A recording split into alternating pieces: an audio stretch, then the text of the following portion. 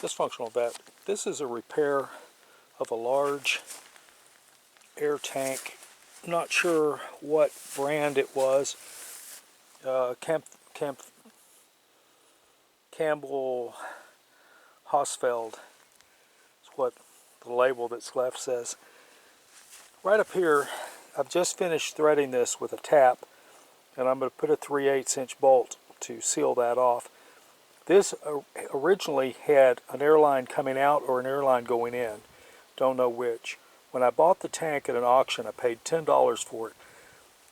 The tank is in really good condition, except for this was broken off flush, which is why I guess the guy wanted to get rid of it. The compressor, which sat up here, was gone.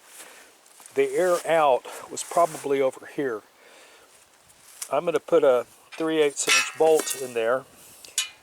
Over here, I'm going to use nickel antices as the sealing compound between the threads and where I've just tapped that out. On this side over here, I have a ball valve where I can put another extension if I need it. I'll put an elbow here to bring it out, and then I'm going to put a T on here, which will allow me to put air into the tank, and it will allow me to hook onto it for a coupling to get air out. So I'll have a larger capacity. I have a very small little air tank, and I can only use it a couple of times before the air capacity is so low it will no longer drive my stapler. I have an 18 gauge stapler, and I use it for building boxes, which I'll demonstrate in another video sometime. But the tank was 10. All these parts were fairly inexpensive.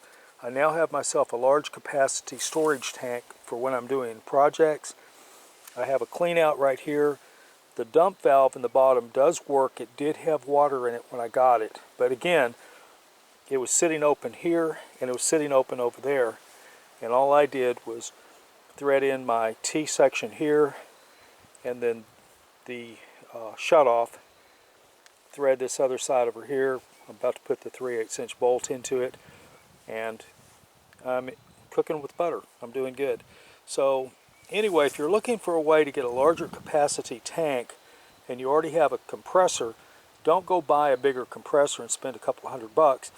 Go to an auction at like a farm and ranch place. I bought this at an auction where they sell cattle, and about once a quarter they have a big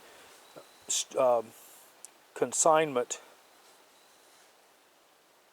auction, and you never know what you're going to see there.